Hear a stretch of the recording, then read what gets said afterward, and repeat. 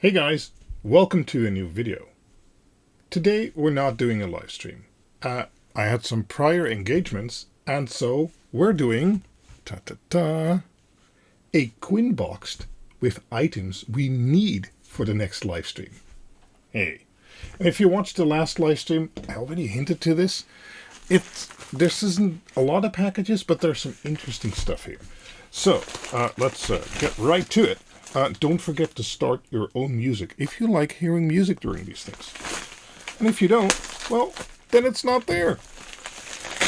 Yes. Uh-oh, there's a yellow envelope there. Okay, no addresses there. Great, so this is, I have to sit back a little bit because I still haven't gotten used to this changed camera. But hey, so this is audio cable. I got some banana plugs and such in the last QuinBox. I think it was the last QuinBox. I think so, yeah. And, well, this is the audio cable to go with it. This is SP480 XP high quality OFC, so zero oxygen-free copper, because, you know, all that oxygen in the copper is just, you know. And there's even arrows on here which way the speaker cable should go. Does it make a difference? I don't know. But this was actually fairly cheap. And, well, as you can see here from the conductors, yeah, that looks pretty beefy. And, well, I just wanted to have some speaker cable for some things I wanted to do. Let's see what's in the envelope. And there's more speaker and more cable going to be in this QuinBoxed. Yes, of course, I ordered more spades and stuff like that. I think I'll put that in the back. Wow, these look beefy. And they come with a little heat shrink so you can show which is the positive and negative. Although the collar here is also in red and in black. Wow, these are giant. Wow. I'm used to like the smaller versions, I guess. Okay, so these screw on. Okay. I guess I bought these for the beefy cables. And then the cable goes in here, and there's a screw here and a screw here to clamp in the cable, basically. And, I'm not doubtful this will carry quite a bit of current. I don't know if it's real copper. That's the thing. But it's at least supposedly gold-plated something. I'll put it in the back. But, yeah, well, they should be fine. Oh, okay. That's a nice bag. Let's put the cable back in there too. Yeah, if you want to check out more about this audio cable, I bought it because, well, it had good reviews, and the amount of copper you were getting for the price was decent. So I just wanted bulky cable, and this fit the bill very nicely. Right, let's keep it in the cables, because this is a big package and it's heavy. And, well, I think I know what's in here. It's more cable. But this one's a bit more audiophile special. Yes. We need audiophile cables because normal copper cables aren't good enough for audio. You need like the super ultra special to fold it twice during a full moon on the 6th year of the 7th month cable. Yes. Of course, because that's going to make your audio sound better than original. I fully believe in this. No, I don't. I really don't. But if it's an analog signal, I'll humor people. And, well, I like to experiment with this myself. And I have actually experimented with the friends and their setups and my setup and stuff like that, by changing the analog audio interconnects and changing the analog speaker cables, and there is sometimes definitely a discernible difference we can all hear. It's not placebo if multiple people hear it, I guess. Yeah, sure, that's not a blind test, but, you know.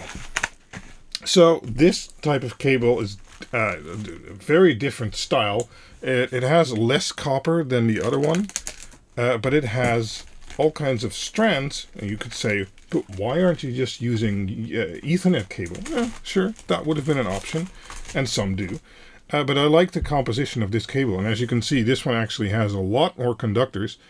And the idea of this one is it has the positive and negative side interwoven, so that basically works against signal reflections and outside interferences and stuff like that. And there is some merit in that. We'll actually be looking at that in regards to LEDs in the future too, but not right now. This is actually more than I thought I would have bought. But then again, if I wanted to use it in my living room, for instance, to replace the cables I currently have, so I have no clue how well or bad this is going to do, if it's going to make any difference at all. This is just, you know, fun stuff to experiment with. And yeah, I mean, is this cable better than that one, or this one better than that one? This one's certainly more expensive. It might actually have less copper than this one, but because of the interwoven fibers, and maybe this one has even less oxygen in the copper. Who knows? Well, sticking with cables, and we're rambling through this QuinBoxed a lot because I only have 2 packages left. So maybe it's not going to be a half hour to an hour long QuinBox this time. Who knows? Okay, let's open this box, because I don't regularly get stuff in boxes from China, but this time I did. Yes, this is what I was waiting for. So, in the last live stream, I already hinted a little bit. Okay, I'm just gonna rip it. Okay, I can't rip it. I already hinted a little bit that we were gonna do more tests with cable. And well, for that, you need cable. So I bought a whole assortment of cable. And also to try out a certain vendor, which I can then list if they sell genuinely good cables. So this is an assortment of cables going from thin to thick. Now let's see if I can sort that out a little bit. This looks pretty thin. And then this one. And I think this one. In theory, they also become shorter each time the size increases. This one. Let's see here. This one. And then I think this one, and then this one. So I believe this is 24 gauge, 20 gauge, no, 24, 22, 20, 18, 16, I guess this should be 14, I think I then got, 12, 10, and 8 gauge. Now, as you can imagine, it gets increasingly expensive because the most of the cost is in the copper, and this is tinned copper. If your copper looks like this, that's not bad, it's just tinned so it doesn't corrode. But I mean, if you compare the amount of copper in that cable versus the amount of copper in, if I can find the edge, let's see here. There we go. Up again. So yeah, I mean, there's definitely a difference in the amount of copper in these cables. I mean, this might have the same amount as this, but then this is much longer, of course. So we're going to be doing real-world tests during a live stream. What are the effects if you use this cable instead of this cable, or that cable, or that cable, or that cable, or that cable, or that cable? Also in regards to length and amount of current that can pass through them. So in the last live stream, we made these, let me get one, LED load bars, with which I can now simulate about 40 amps going through a QuinLED Dig Quad. And, well, I recently bought an 80 amp power supply, so now we have all the stuff we need to accurately test what happens if you use a too small wire gauge, for instance, to feed your dig quad board or, in the end, your LEDs. Does it just burn up and go up in smoke, or does it just not work? Do you just get a lot of voltage drop?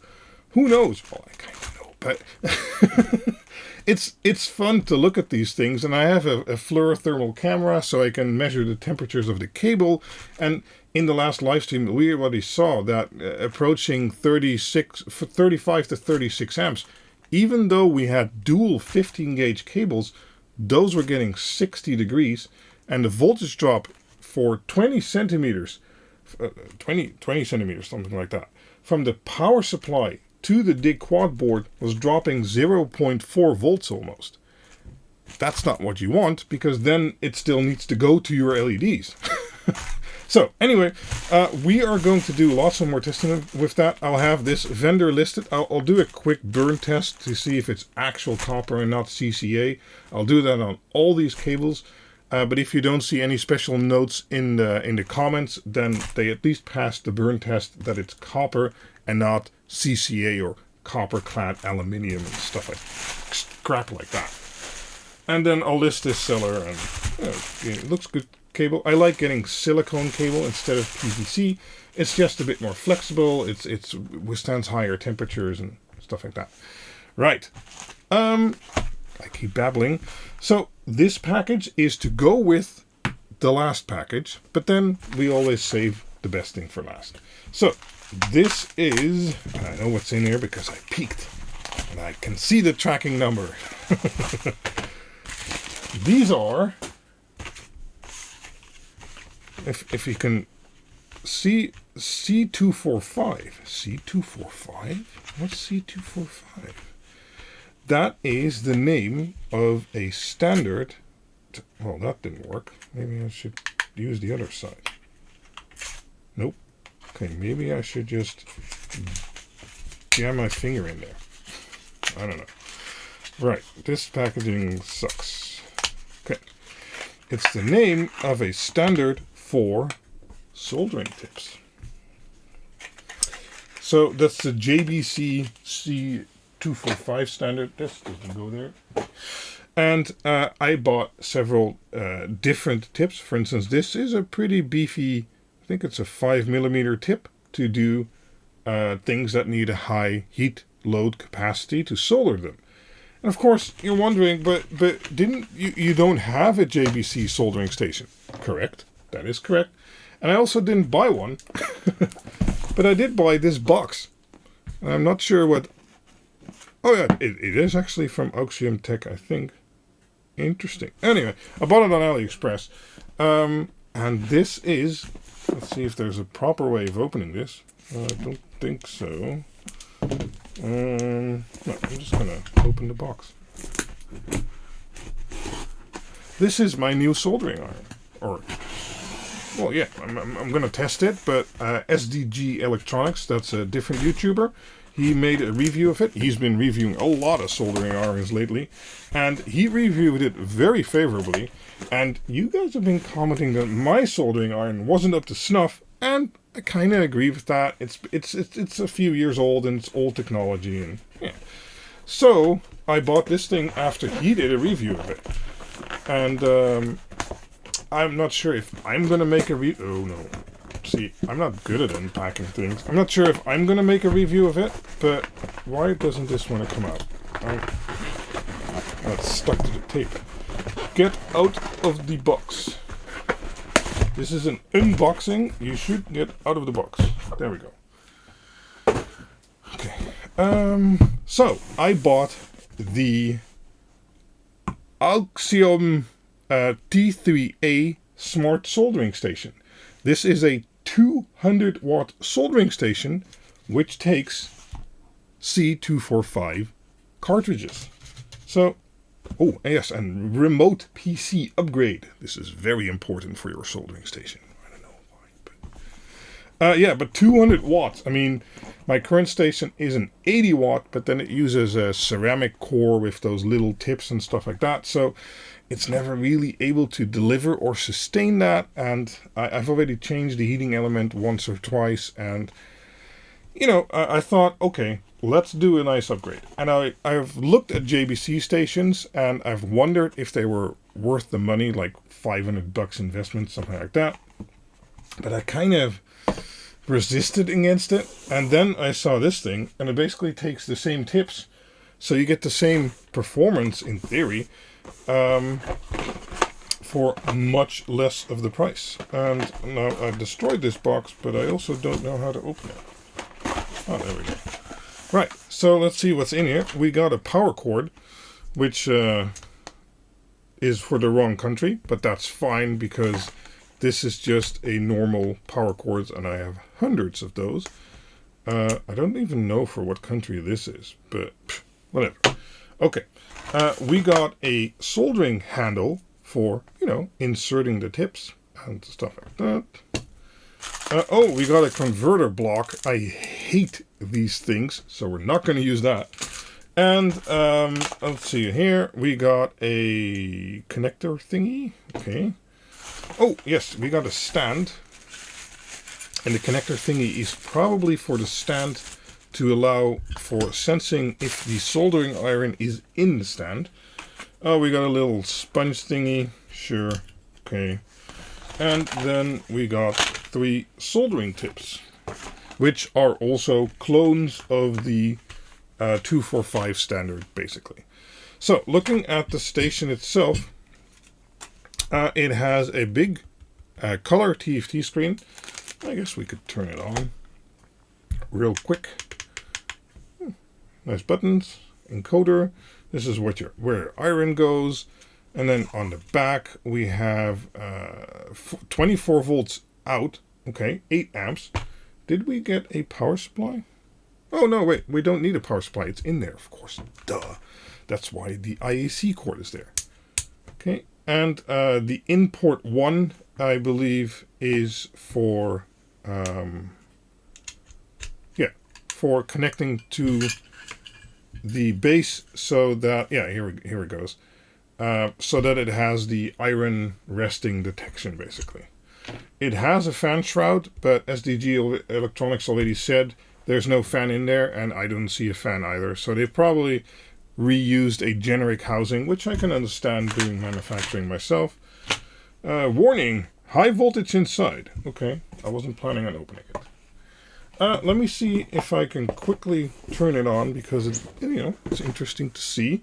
But then I need a cord for that, and I thought I had one, but maybe I don't. Let's see. Oh no, it's under all the speaker cables and other cables. Okay, I have a cord. Should we plug everything in first? Let's plug everything in first. Cool.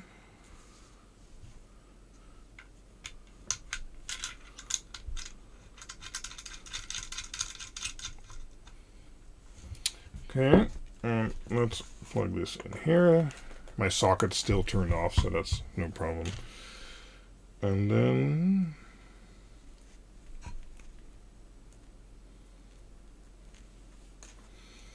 let's plug this in here. This is a rubbery silicone cable, so that should be slightly heat resistant at least, or somewhat. Okay. This tray doesn't really sit right. I mean, okay. We just need to push it in. That's fine. That's okay. Okay, let's put that here. So this then goes in here like that. But, of course, we need to give it a tip. Because otherwise it's not going to do much. Let me get a onderzetter. That's right. Well, we can use the tip I unboxed earlier. In theory, it just goes in like that, and that's it. Now you have the tip in your iron. And that's also how you pull it out. Of course, when it was on, don't touch it like that. And I know official JBC stations have like a little mechanism you can use to get it out, but I'll forgo that functionality for the price. Okay, let's turn it on. I'll try and show you a little bit. And power. Ooh, look at that.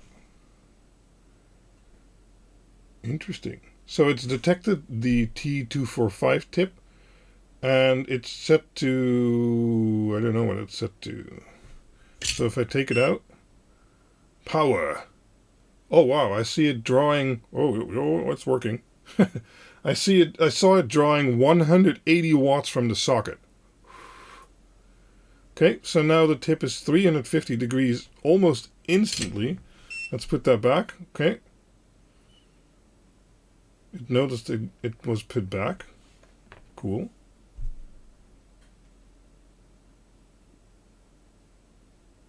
Yeah, and now the temperature is dropping. That's fine. And if you take it out, bam! 150 watts. And it's done. Wow. Okay. That's some power draw there. Okay. I don't know what this does. Right. That's a bit too much Chinese for me. No. Okay, let's go back, I think.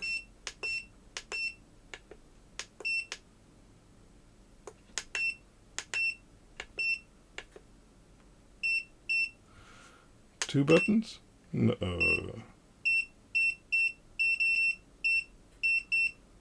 I think I might need to figure out how to set it to English. There's a globe here. Ah, there we go. English. Let's do that. No. Make it English, please. That's not the English. How do I... Ah, okay. No. Ah, yes. Okay. At least we have English now. That is better. Maximum temperature, 500 degrees. Close... Okay, whatever. Lock temperature, dormancy, sound. Let's turn that off. That was annoying. System info. Oh, okay. So we have the T3A, that's the model of this thing, and then version 1.15. Cool. Okay. Well, it went down to 170. So let me watch my power meter. I'm in the socket here. Oh, okay. Take it out. 170, 176, done. Oh, wait, it's actually not heating. What? Why is it not heating? Oh, that's right. I set it to 280, not to 350. Okay, so let's put it back. No. Sure, whatever. Let's do this. Okay, 350. Set. Wow, it really pumps it full of power. Okay, it overshot there, but not too worried about that. Okay, so let me put this down. Let me get I don't know, random PCB somewhere. Do I have a random PCB here somewhere? I don't know. I guess I could try and melt one of. This is the QuinLED AN Penta prototype. Let's see what it does if I want to melt one of these connector solder pads here. Yeah, there's no solder on there, so that's not fair. I have to add some solder so that there's a little flux, of course. You can't solder without flux. Or, well, it's very hard.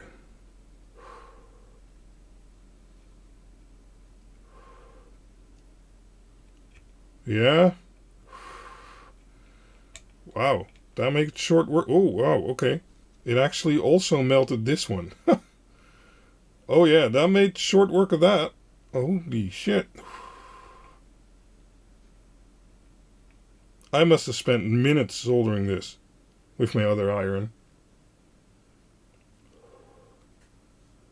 Oh, that's going to make me very happy. Look at that. Yeah, yeah. Wow, okay.